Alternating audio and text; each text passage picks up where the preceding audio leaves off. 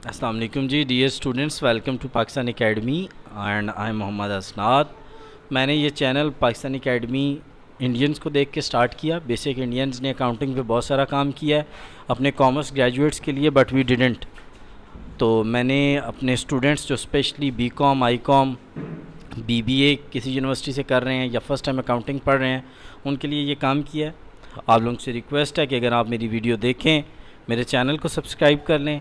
मेरी वीडियो अगर पसंद आए तो उसको। Dear students, welcome to the next lecture. आज हमने देखना है कि अकाउंट्स की कितनी टाइप्स होती हैं। दो तरह के अकाउंट्स होते हैं, पर्सनल और इम्पर्सनल। पर्सनल और इम्पर्सनल, जो किसी के नाम पे हों वो क्या होते हैं, पर्सनल, और जो किसी के नाम पे ना हों, which those are relating to the person और द फर्म्स, जो इदारों के नाम पे हों या लोगों के नाम पे हों, उन्हें पर्सनल अकाउंट्स बोलते हैं।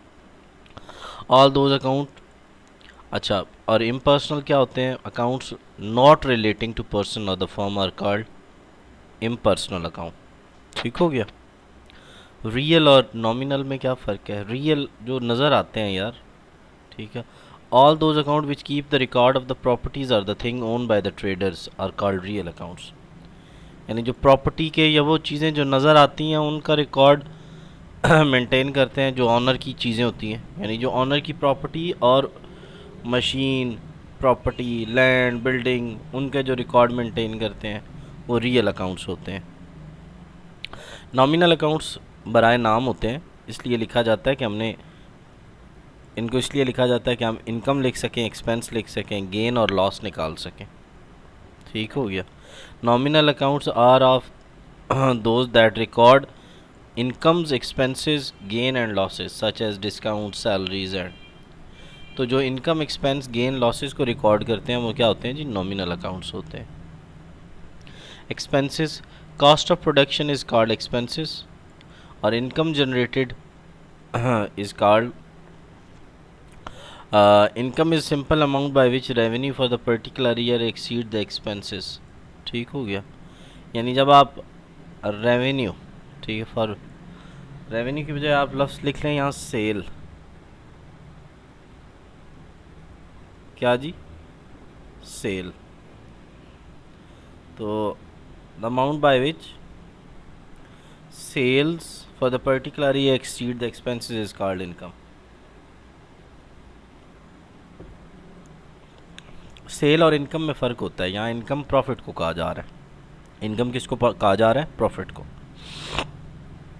किसी चीज़ को बनाने की जो कॉस्ट है वो एक्सपेंस है, और सेल को जब हम एक्सपेंस में से माइनस करेंगे तो आंसर इनकम आएगा। जर्नल, ये एक रजिस्टर होता है। बुक का मतलब रजिस्टर, जिसमें हम बिजनेस ट्रांजैक्शंस को रिकॉर्ड करते हैं ऑर्डर वाइज, क्रोनोलॉजिकल ऑर्डर मतलब डेट वाइज। और ये इसका स्केच है। ये एक रजिस्टर है जिसके अंदर बिजनेस ट्रांजैक्शंस को हम रिकॉर्ड करते हैं और क्रोनोलॉजिकल ऑर्डर में होती हैं। इसको हम ना वैसे बुक ऑफ ओरिजिनल एंट्री भी बोलते हैं, याद रखिएगा, बुक ऑफ ओरिजिनल एंट्री। इसके नीचे ना हम एक छोटी सी एक्सप्लेनेशन देते हैं। जब डेबिट क्रेडिट लिख लेते हैं ना तो उसके नीचे एक छोटी सी एक्सप्लेनेशन देते हैं। उस एक्सप्लेनेशन को हम बोलते हैं narration.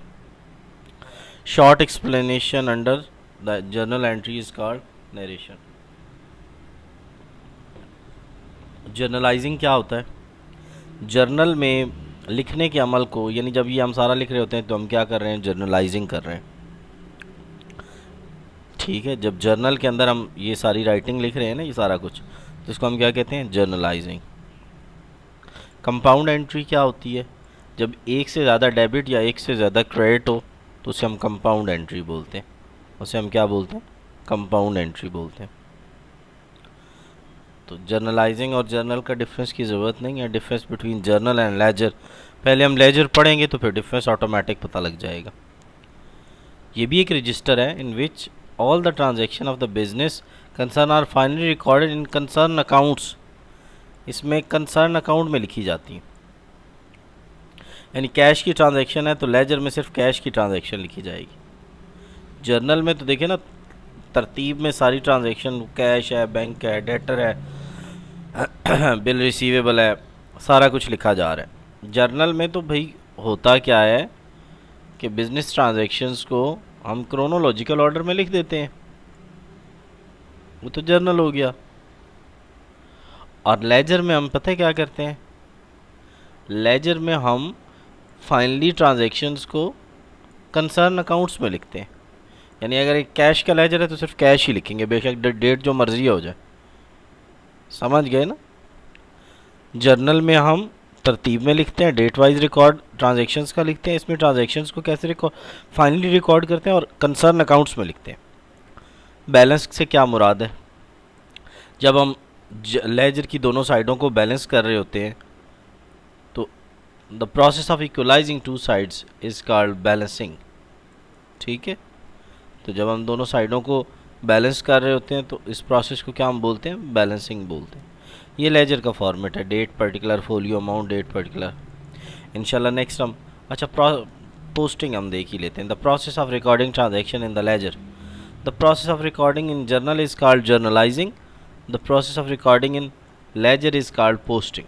The process of recording in ledger is called posting, the process of recording in ledger is called posting. Let's have a review.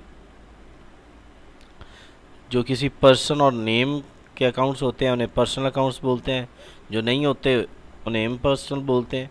Real जो प्रॉपर्टी के अकाउंट्स होते हैं, जो इनकम एक्सपेंस गेन और लॉस को रिकॉर्ड करते हैं, वो नॉमिनल होते हैं। कॉस्ट ऑफ प्रोडक्शन एक्सपेंसेस होता है, और सेल में से जब हम एक्सपेंसेस को माइनस करते हैं तो इनकम आती है। जर्नल एक वो रजिस्टर है, वो बुक है जिसके हम अंदर ट्रांजैक्शंस को ओरिजिनली रिकॉर्ड करते हैं date wise, chronological order, chronological बोलते हैं डेट वाइज। नरेशन, जब एंट्री के नीचे जो हम शॉर्ट एक्सप्लेनेशन लिखते हैं उसको नरेशन बोलते हैं। जर्नल में लिखने के प्रोसेस को हम जर्नलाइजिंग बोलते हैं। जब एक से ज़्यादा डेबिट या एक से ज़्यादा क्रेडिट हो तो उसे कंपाउंड एंट्री बोलते हैं। लेजर वो बुक है जिसमें ट्रांजैक्शंस को फाइनली रिकॉर्ड किया जाता है कंसर्न अकाउंट्स के अंदर। और the process of equalising the laser is called